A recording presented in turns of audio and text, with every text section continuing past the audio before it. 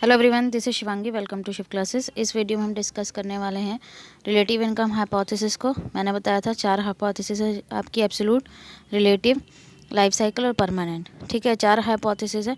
चारों में से चारों ही इंपॉर्टेंट है और जो मोस्टली पूछी जाती है वो परमानेंट और लाइफ पूछी जाती है, पर ऐसा ज़रूरी नहीं है कि रिलेटिव और एब्सोल्यूट को ना पूछा जाए। मोस्टली जो रिपीट हुई हैं वो लाइफ और परमानेंट रिपीट हुई हैं, लेकिन हमें चारों हाइपोथेसिस के बारे में पता होना चाहिए। एब्सोल्यूट की वीडियो आपको प्लेलिस्ट में मिल जाएगी, वो मैंने पहले ही अपलोड कर दी थी जो लास्ट एग्ज़ाम हुए थे उससे पहले। तो चलिए आज हम रिलेटिव इनकम हाइपोथेसिस को डिस्कस करते हैं। बाकी की भी जो 2 हाइपोथेसिस हैं उसकी वीडियो भी आपको मिल जाएगी। तो जो रिलेटिव इनकम हाइपोथेसिस है वो जेम्स डुजनबेरी ने दी थी। ठीक है, तो इनके इकोनॉमिस्ट के नाम भी आपको पता होने चाहिए। तो उन्होंने क्या बताया था कि ये 2 हाइपोथेसिस पे डिपेंड करती है। पहला क्या है, रिलेटिव इनकम हाइपोथेसिस, और जो दूसरा है वो उसका है पास्ट पीक इनकम हाइपोथेसिस। तो डुजनबेरी ने क्या बोला था कि जो फर्स्ट हाइपोथेसिस है वो क्या कहती है कि जो कंजम्पशन है, ठीक है, एक पर्सन की जो कंजम्पशन है वो एब्सोल्यूट लेवल ऑफ इनकम पे डिपेंड नहीं करती बल्कि रिलेटिव इनकम पे डिपेंड करती है। Income relative to the income of the society, कि भाई सोसाइटी की क्या इनकम है, ठीक है, जहाँ एक इंडिविजुअल रहता है। It is the relative position in income distribution among family influence consumption decision of individual. तो यहाँ पे जो कंजम्पशन डिसीजन है इंडिविजुअल का वो किस पर डिपेंड करता है कि सोसाइटी का कैसा कंजम्पशन पैटर्न है उस पर डिपेंड करता है। ठीक है, household consumption determined by the income and expenditure pattern of his neighbour. ठीक है, कि यहाँ पे हाउस होल्ड का जो कंजम्पशन है वो किसके ऊपर डिटरमाइन करेगा, जो इनकम और एक्सपेंडिचर पैटर्न है किसका, कि नेबर का, कि भाई वो उसको देखेगा और उसके तरीके से रहने की कोशिश करेगा कि भाई मैं जिस तरीके सोसाइटी में रहता हूँ उसका जो है स्टैंडर्ड, ठीक है, उसको वो जीना चाहता है, चाहे उसकी इनकम ज़्यादा है या कम है। There is a tendency on the part of the people to imitate the consumption standard maintained by their neighbour. ठीक है, तो यहाँ पे क्या है कि एक इंडिविजुअल जो है, ठीक है, वो कैसा अपने आप को स्टैंडर्ड मेंटेन करके चलना चाहता है जैसा उसके नेबर का है।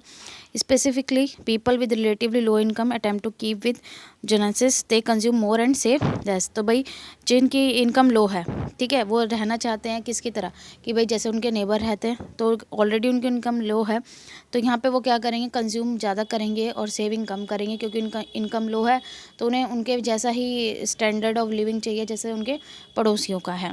तो दिस इमिटेट और emulative nature of consumption has been describe by Duesenberry, और इस इफ़ेक्ट को क्या बोला गया है, डेमोन्स्ट्रेशन इफ़ेक्ट। ठीक है, कि भाई आप दूसरों के रिलेट करके अपना कंजम्पशन पैटर्न को उनके देख के फॉलो कर रहे हो, ठीक, कंजम्पशन पैटर्न को।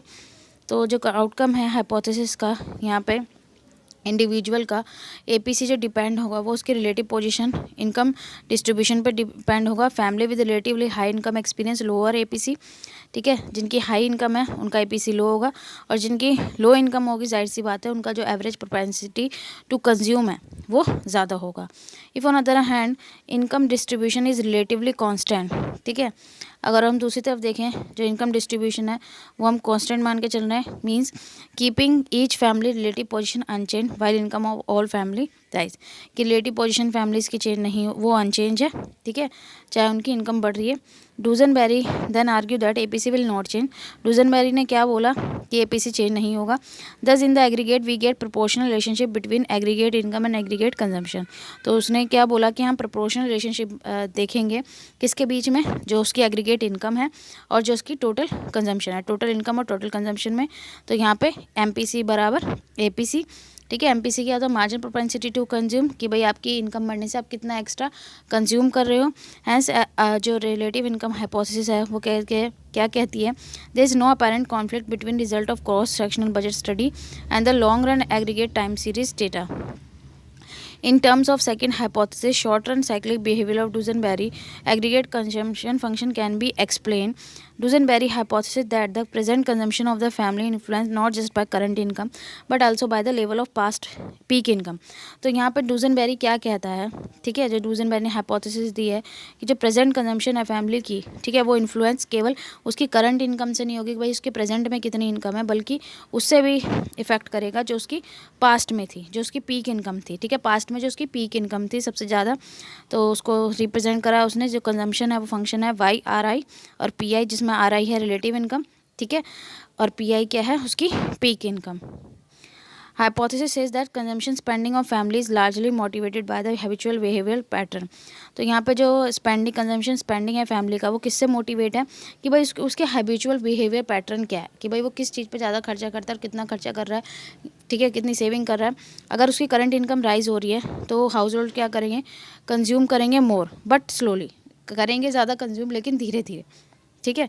This is because of relatively low habitual consumption pattern, ठीक है, and people adjust their consumption standard established by the previous peak income slowly to their present rising income level। तो यहाँ पे क्यों है ऐसा, क्योंकि उनका जो हैबिचुअल कंजम्पशन पैटर्न है वो रिलेटिवली लो है, ठीक है। पीपल एडजस्ट करेंगे अपने कंजम्पशन स्टैंडर्ड को, किससे, जो उनका प्रीवियस पीक इनकम था वो स्लो था, ठीक है, उसके हिसाब से जो उनकी प्रेजेंट वाली इनकम जो लेवल बढ़ रहा है उसके हिसाब से उसको धीरे धीरे वो एडजस्ट करेंगे, ठीक है। On the other hand if current income decline, अगर उनकी करंट इनकम डिक्लाइन हो जाती है, ठीक है, वो एकदम से अपना कंजम्पशन रिड्यूस नहीं कर सकते, क्योंकि वो किसको देख के चल रहे हैं, अपने पड़ोसी को देख के चल रहे हैं। भाई वो ये नहीं देख रहे मेरी इनकम ज़्यादा है या कम है, इनकम बढ़ रही है तो वो अपना कंजम्पशन भी बढ़ा रहे हैं, ठीक है। लेकिन अगर कम हो रही है तो वो कंजम्पशन को उठा नहीं रहे हैं, क्योंकि उनको वो कंजम्पशन वैसे ही मेंटेन करके रखना है। As they find it difficult to reduce their consumption, ठीक है, क्योंकि वो उसको डिफ़िकल्ट, उनके लिए डिफ़िकल्ट है, क्योंकि वो प्रीवियस पीक इनकम पे था उनका depend. During depression consumption rise as a fraction of income, तो डिप्रेशन के दौरान कंजम्पशन जो है वो कैसे राइज होगा, ठीक है, किसके राइज होगा, एज अ फ्रैक्शन ऑफ जो आपकी इनकम है, ठीक है। और during prosperity consumption does increase slowly as a fraction of income. This hypothesis just generate a non proportional consumption function. तो जो ये हाइपोथेसिस है कैसा कंजम्पशन फंक्शन जनरेट करती है, नॉन प्रोपोर्शनल। तो यहाँ पे जो आपका कंजम्पशन बिहेवियर है वो किसके ऊपर डिपेंड है, कि सोसाइटी के ऊपर, ठीक है। भाई आपके जो नेबर हैं उनका कंजम्पशन पैटर्न कैसा, उसी तरीके से आप फॉलो करते हो। आई होप आपको क्लियर हो गया होगा। अगर वीडियो अच्छी लगी हो तो like it, share it and subscribe my channel. Thank you.